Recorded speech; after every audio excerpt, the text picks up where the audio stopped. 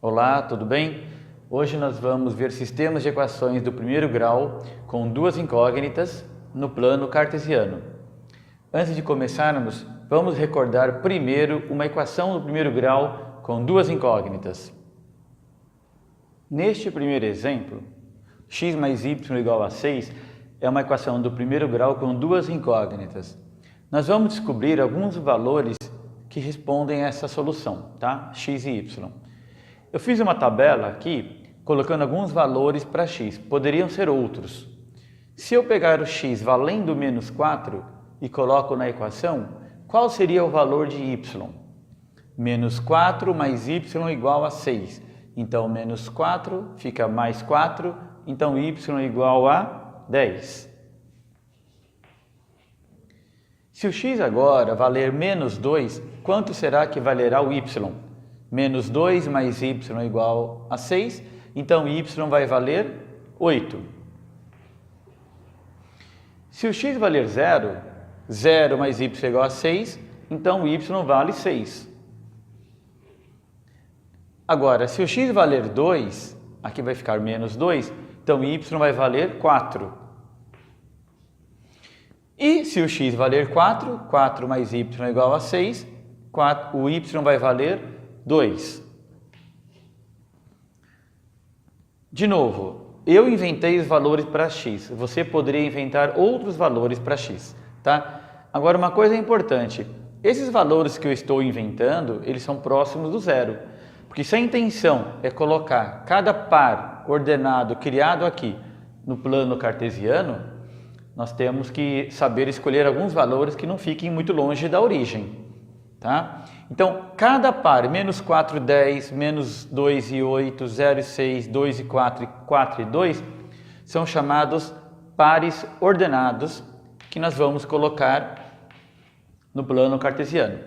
Tá? Então, aqui nós temos todos os pares que nós acabamos de encontrar. Lembrando que o par ordenado, sempre nós colocamos o valor de x primeiro. E depois o valor de y. O fato de colocar ponto e vírgula é porque eventualmente nós podemos trabalhar com números decimais. E o número decimal, você sabe, tem vírgula, poderia confundir com essa parte que estaria separando o x do y. Então agora nós vamos colocar esses pares ordenados no plano cartesiano. Vamos lembrar como que coloca mesmo? O primeiro valor é a abscissa, que é o valor de x, menos 4. Menos 4 é aqui. E o 10 é o valor do y. Y aqui. Então, vamos ver mais ou menos onde que esse ponto vai ser localizado. Aqui é o primeiro quadrante, segundo quadrante, terceiro quadrante e quarto quadrante. Se o menos 4 e 10, menos 4 é aqui e 10 é aqui, né, nós vamos ter esse ponto no segundo quadrante. Então, nós pegamos uma régua,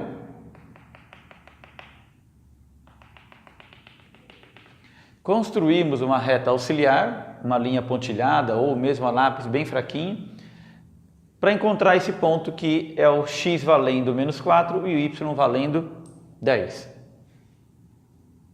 Esse é o primeiro ponto. Podemos até nomear de ponto A. Certo? Vou fazer isso para todos os outros pontos, ok? Menos 2 e 8. Menos 2 e 8.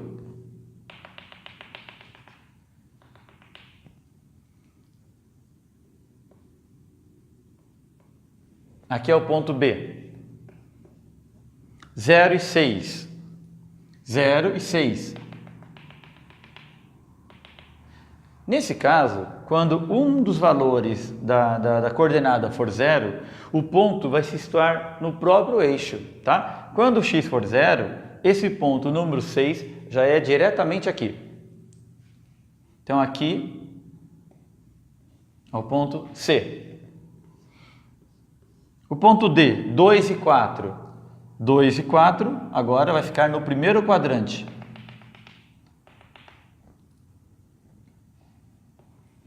Esse aqui é o ponto D. E o ponto E, 4 e 2, x vale 4, y vale 2.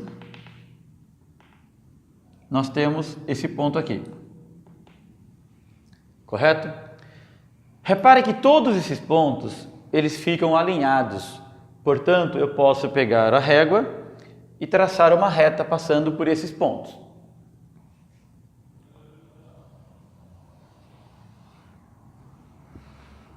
Como uma reta não tem começo nem tem fim, colocamos esse símbolo, que é o símbolo de uma reta, e nós podemos então verificar que a representação geométrica de uma equação do primeiro grau com duas incógnitas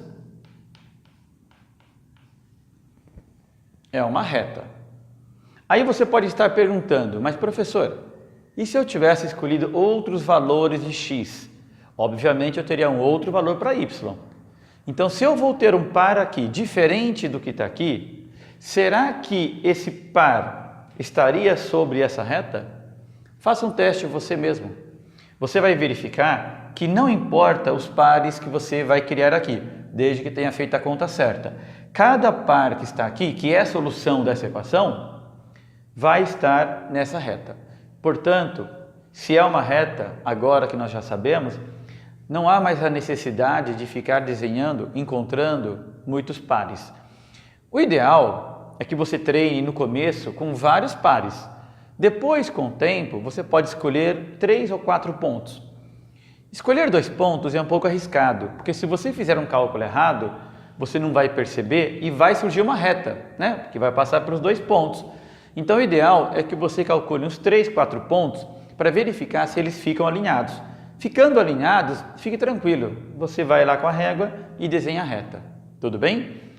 Então, fechando essa primeira parte, uma equação do primeiro grau com duas incógnitas vai gerar no plano cartesiano uma reta. A pergunta agora é, e se eu fizer mais uma equação do primeiro grau, também com duas incógnitas, e desenhar essa reta no mesmo plano cartesiano? O que será que pode acontecer? Vamos verificar?